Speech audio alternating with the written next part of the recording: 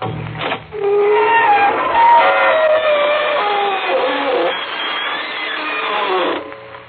evening, friends of the creaking door. This is your host inviting you into the inner sanctum. Come in, come on in. Oh, come on, we love company. Simply can't do enough to them. We've got lots of games custom designed for our guests.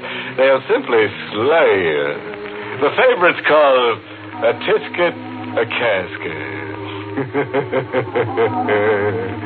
But the game we play best is called revival. Oh, it's wonderful. You pass out and we try to revive you. If we don't, you don't.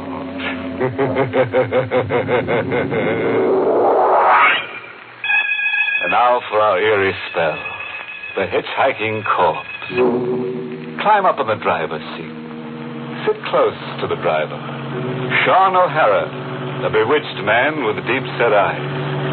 Hear what he has to tell about the beautiful corpse of Madoc County. The girl who lost her head over him. Eileen. The last time I saw her, she was standing where she always waits for me. In the rain on the little white bridge where the road takes a bend around Moon Hollow. I could hear her call for me to stop. Stop, John! I'm ready with you! But I wasn't going to stop for her. Not anymore. My mind was made up to that. And then the lightning flash burned over her like a million lighted candles. And she was standing there where she always waited for me. Without her head. Eileen had lost her head. Am I right in my mind now, I'm wondering? These things I know, these things that I saw, was it a dream?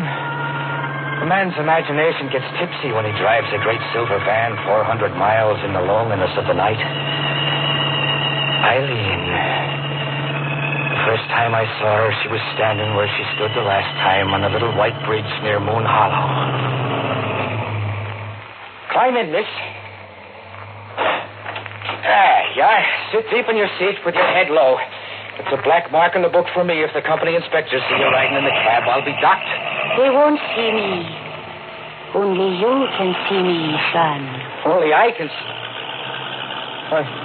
You're calling me by name. No. I'm making up a name for you. But it is my name, Sean O'Hara. It's an uncanny bit of making up you just did, Miss... Try, son. If you try, you too can do an uncanny bit of making up. With your hair like it is, and your face, just one name suits. Only one name. And my name? Eileen. I am Eileen. And just where are you riding to? To Madoc County. But someday, not tonight. Madoc County's a good 80-mile ride from Moon Hollow. Is it someday, I heard you say? Yes, someday I'll be riding to Madoc County. And it will be you who will take me there. Oh, there's little to that. I always pass through Madoc. It's on my route. My people came from up there. It's a big house we once had. A great big house. Without windows. Without windows, you say? There was a great hall. And a great long table. With my people sitting round it. The living and the dead. The living and the... A house without windows, and now it's the living and the dead. You're a pretty one. But you're as batty as a loon. Am I really a pretty one to you, Sean? Sure. Pretty hair. Eyes to light up a man's dream. Dainty little hands. The two of them fit into one of mine. The face... A face, Sean? No. The face I cannot praise. Why not? With all the war paint on it, if I didn't bite my tongue, I might say that what I see smeared over your cheeks is blood. Don't bite your tongue, Sean. You're getting out. Trust Sean O'Hara to pick up a gibbering farm girl who smears her face with chicken blood. Good night to you. Good night, Sean. I'll be waiting again tomorrow night at Moon Hollow. I'll be watching for you. I watched her go, sailing off in the mist. As high as my eyes could go, I could see her riding into the sky like a night witch, and then blowing into the smoke of the moon. There had been no Eileen. I dreamed her up in my fat head. A man's imagination gets tipsy when he drives a great silver van in the loneliness of the night.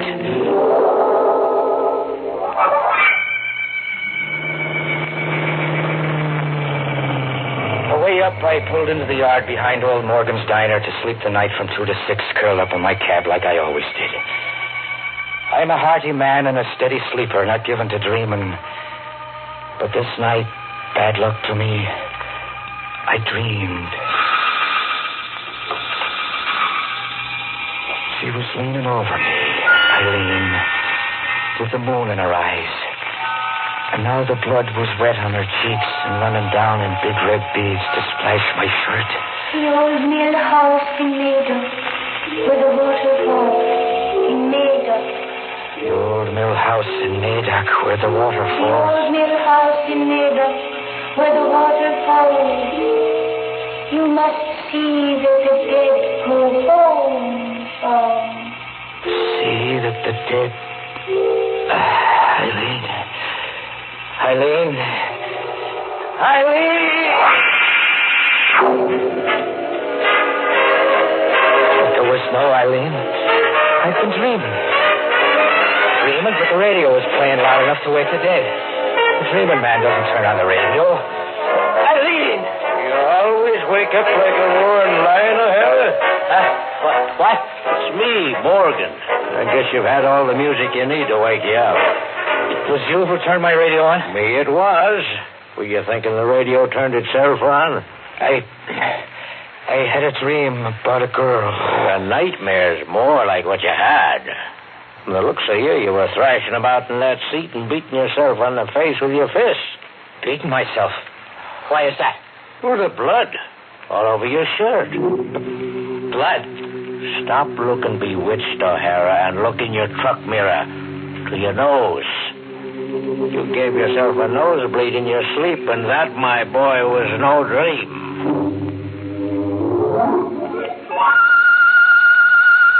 I was an hour late for unloading in the Cloverville depot. O'Hara, Yeah, Red. come over to the van a minute, where the loaders can't get an airful. Oh, you're acting funny. We got everything off the inventory calls for, but there are 3 other items. I threw a canvas cover over them before the boys got a look at them. Did you look into your van? What's under the canvas cover, Red? Coffins, O'Hara. 3 old pine wood coffins. Want to tell me something? What? To tell you? Oh, sure. I almost forgot about those coffins. It's a side job. Some yokel undertaker down by Moon Hollow. I'm to drop them off somewhere. Save him trucking charges that way and make myself $20 side money. Quit lying to me, O'Hara. And to yourself. Oh, lying, you say? But it's a fact, Red. Positively a fact. And I'm giving you half of the $20 for covering me. Wasn't one to pass up $20 for trucking 3 empty coffins. The coffins aren't empty, O'Hara. And you never took a job from any local undertaker either. You seem to know a lot about something. I know Route 266. I was born and raised here. What is there to know? For one thing, the red-headed witch of Moon Hollow, maybe. You might be trucking the dead for her. Eileen? Or any name you give her. She was Katie to a trucker named Conway who had your run once. To hear Conway tell it, Katie, or Eileen, was always trying to get him to take her dead out of Moon Hollow to somewhere else. To Maida College, to the old mill house. Or somewhere. Anyhow, that's how the story usually goes.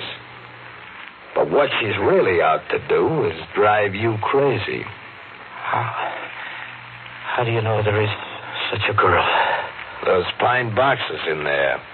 I saw them on Conway's truck once, like they're on yours now. Conway dumped them right back in Moon Hollow. Take my advice. From now on, pass the redhead up. Jam your accelerator to the floorboard and go past her at 80. I don't know what I'll do.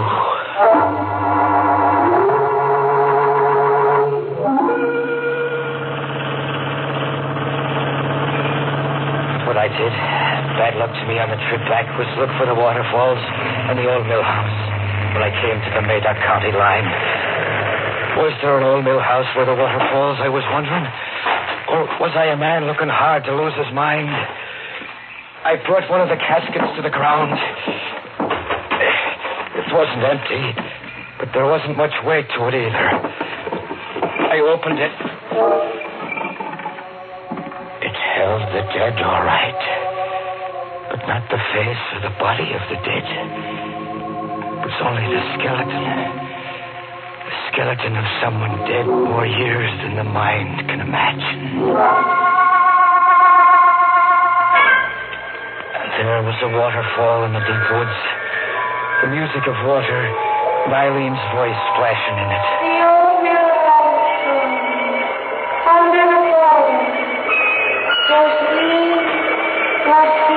And there was an old mill house down below the rocks. A stone house without windows, like Eileen had said. I pulled an old rusted bolt and opened the door to one great room and a table that went from wall to wall. It was old. The flying dust could blind a man, so he'd only see what his tipsy imagination would want him to see. I saw Eileen. Eileen standing before me with her arms out. Like a thin shadow my eyes could see through to the wall. Go bring the caskets, son. Go bring the dead home. Here's something terribly new in thumbing a ride. A witch hiker. And a neat switch, too, on the old boy meets girl formula. This one's boy meets gold. Eileen, now there's a bonny lass dead set on getting ahead. And if she keeps up the pace, she'll have O'Hara shorn of his sanity any mile now. But let's get back beside our bewitched trucker. A man's imagination gets tipsy when he drives a great silver van in the loneliness of the night. But there was an old mill house where the water falls, as Eileen has said. And it was there I left 3 caskets of the old dead. Passing Moon Hollow on the way back, I stopped in at Morgan's Diner for some Mormon coffee. It was just old Morgan putting his profits into the screaming jukebox. O'Hara, it's you. Nobody else. I've been waiting all night for you to come. I stopped for a time in Madoc. Well, agitated the way you look. Have I slipped out owing you for a meal? No. I don't understand the looks of you. The shoebox. It's for you, you see? Your name's written on it. Sean O'Hara. And left by whom? The devil's own daughter. O'Hara, her face was enough to send the man hiding in his coffin. A face all smeared with blood, was it? You have seen her, too. We are old acquaintances by now.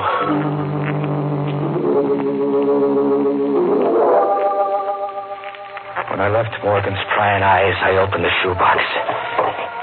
It held a small white envelope, an old rusted tin can. I opened the envelope. 2 tickets there were to a costume party in the Moon Hollow firehouse for the next night. And the tin can full of money. A showering of Indian pennies and buffalo nickels, coins with the grit and tarnish of years on them, like some miser had saved them in a secret nook of the kitchen. Oh, that was too much for a tired working man to puzzle out. My poor head would have none of it. I had a load to hold back that night. It was time enough for puzzles another night. She'd be standing on the little white bridge where the road takes a bend, and then I would put my questions to her.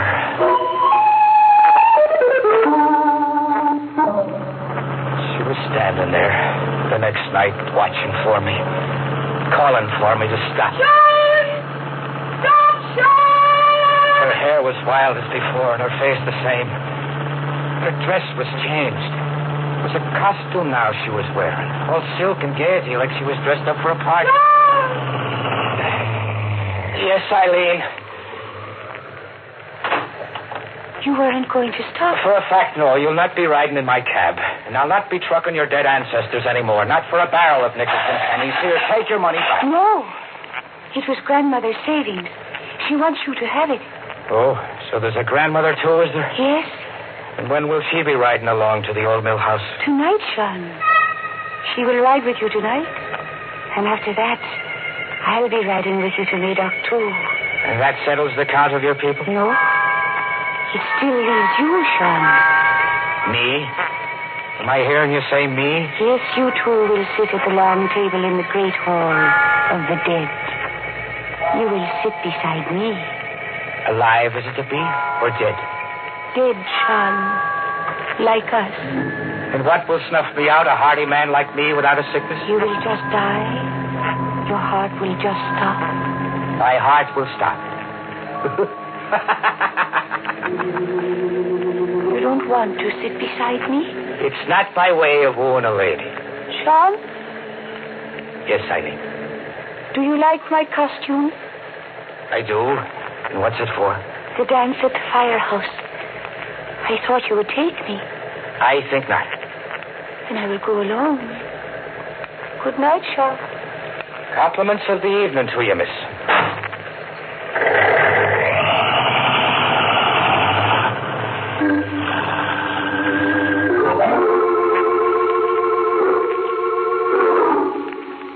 But instead of sleeping in old Morgan's yard, there I was just before the midnight hour, in the costume of a trucker with a tottering mind, and looking for Eileen in the firehouse.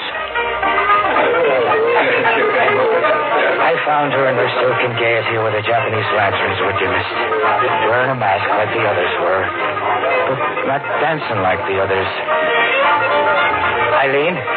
Sean, You're not surprised I came? I knew you'd come. You're not dancing? The music is stopped. It's unmasking time. Midnight's not a minute away. The caller's announcing. Attention! Attention, everybody! It's midnight! Everybody, unmask! You're not unmasking, Eileen. You unmasked me, Sean O'Hara. All right, I'll speak again. Say my name again. Sean O'Hara. Your voice. It's not the voice of Eileen. I am not Eileen. Put your hand to my mask, Sean. You're an old lady. I am old, and the life you see is the last I have to show. Look at me for the last time, O'Hara. I am Eileen's grandmother. But Eileen, she was here. Her hand was in mine. Dressed in the costume with the silken gaiety you're now wearing. Eileen slipped away to leave me with you. You have business with me now, Sean. Business, you say? Take me to Madoc County. The old mill house where the water falls. I'll be waiting to ride with you, O'Hara. Don't be long.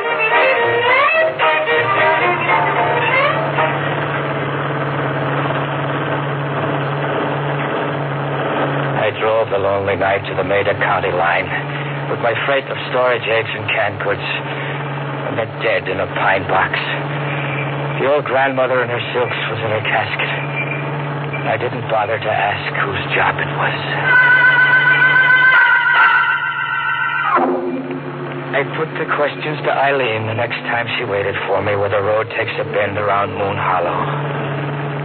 And she was there like I knew she'd be, pointing her thumb to hitch a ride. Stop for me!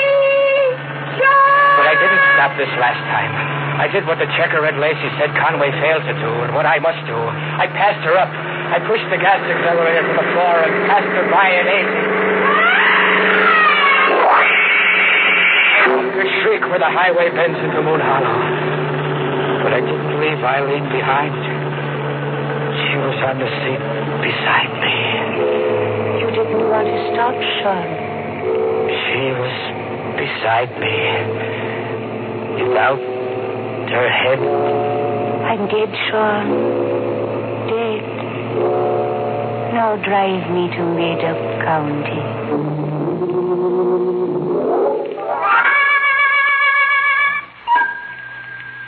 The imagination gets tipsy. The sheriff of Made-Up County is one to know it. And the doctor beside him looking at me with eyes of pity is one to know it, too. I hear them talking to me, but the words go sailing into the smoke of the moon. I listen, but I do not understand. You ran over her on the bridge down in Moon Hollow last night. A 20-ton truck, O'Hara. Her head was severed. I'll tell you all you need to know about Eileen Grant, her grandmother, and her people. They were run out of the old mill out of Made-Up County about 30 years ago. Native superstition did that. The family was thought to have, well, call it evil powers. Where'd you take Eileen to, O'Hara?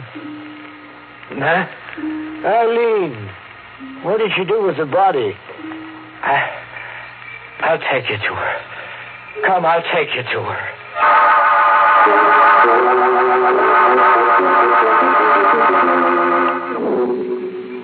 I took them, the sheriff and the doctor, to the old mill house where the water falls. Here, Sheriff, is Eileen and her people sitting around the table in the great hall of the dead. O'Hara, to do this, to set them around the table like that, you couldn't be in your right mind, man. No, I couldn't be. And I'm the one to admit that. I'm not in my right mind to sit here beside Eileen now. What can there ever be between a man and a girl? Sitting and rotting in an old mill with their ancestors looking on. O'Hara. Say, Doc, take a look at him. O'Hara's dead. Dead? To sit down and die just like that? Just like that, Sheriff. O'Hara's heart just stopped. As if he willed it to stop.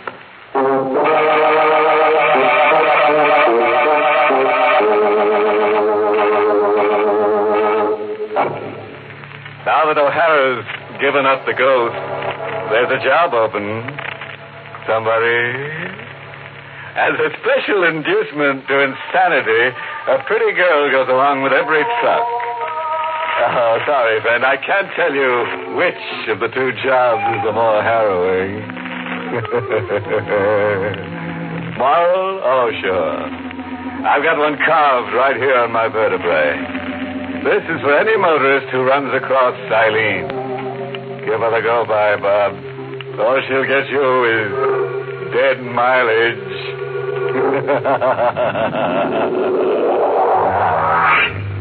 Pleasant dreams.